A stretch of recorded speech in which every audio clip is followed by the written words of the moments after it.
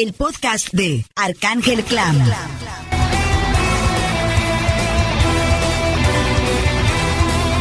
Unos minutos con el explicador.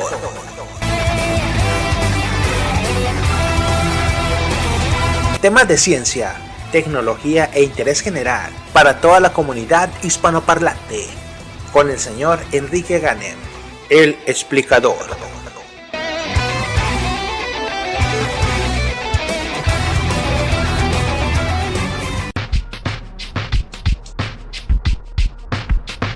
Hemos recibido varios libros que seguiremos agradeciendo, Ángeles y yo. Hay por allí un libro de Einstein del que tenemos que platicar. Hay por allí, de hecho, espérame, aquí lo tengo en el montón de cosas que tengo que leer.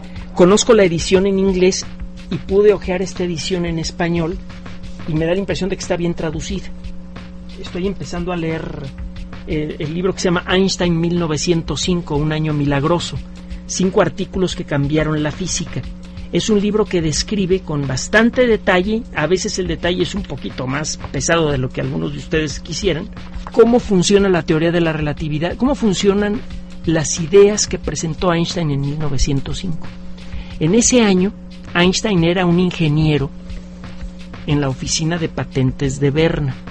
Era un puestito chiquito, mal pagado. El trabajo de Einstein consistía en analizar las patentes y las solicitudes de patente y decidir, así en una primera instancia, si lo que quería patentar una cierta persona tenía mérito o no. Einstein era muy bueno para decir, a ver, esta solicitud sí tiene mérito. Lo que quiere patentar este cuate sí es algo nuevo y algo interesante. Y con frecuencia cuando Einstein decía, oye, esta solicitud patente no vale para nada, con frecuencia él tenía la razón.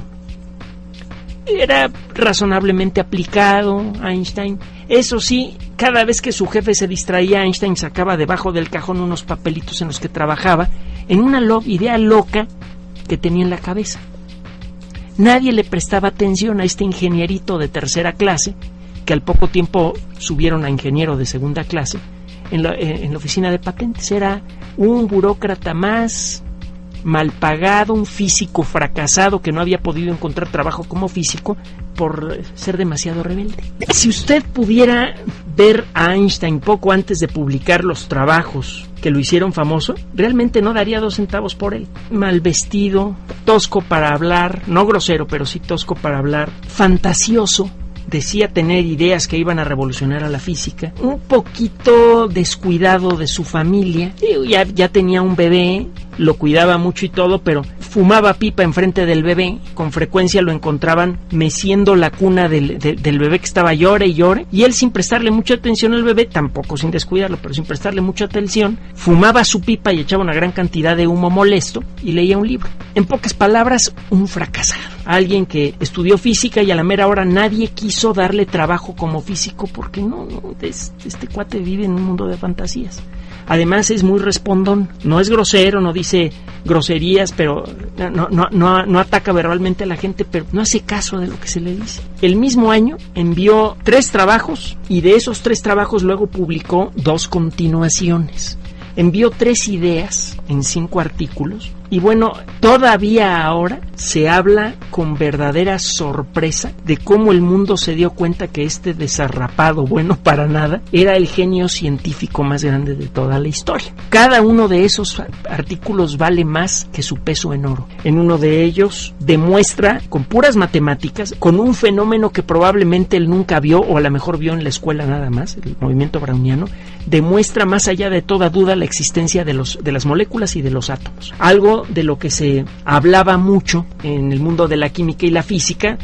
Muchos físicos y químicos importantes llevaban décadas y décadas estudiando el asunto, tratando de determinar si los átomos realmente existían o era una fantasía, y de pronto este cuate, del que nadie sabía nada, llega y demuestra con matemáticas que las moléculas existen. Luego presenta un artículo en el cual describe las causas de un fenómeno que conocían los físicos desde hacía mucho tiempo.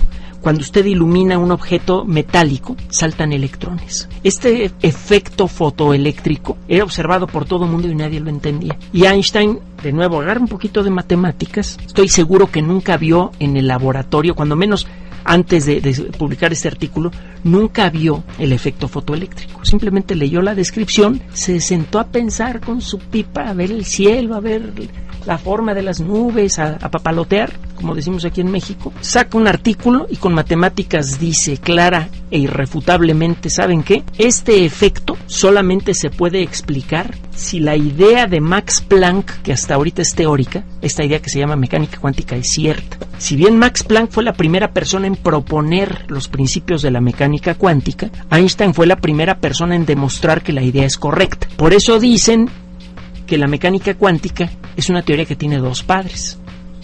Que suena medio feo si se ponen a pensarlo de cerca, eso de que alguien tenga dos padres, suena feo en otro contexto.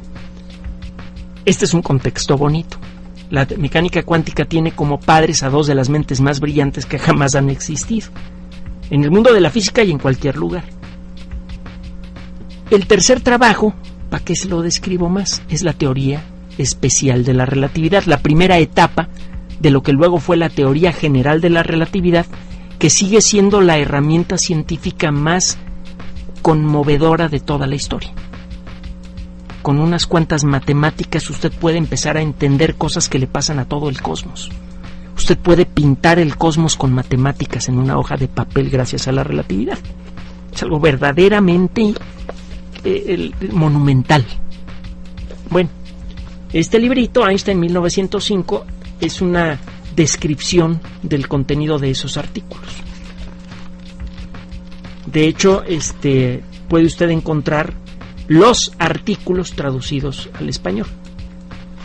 Este libro, déjenme ver de qué editorial es.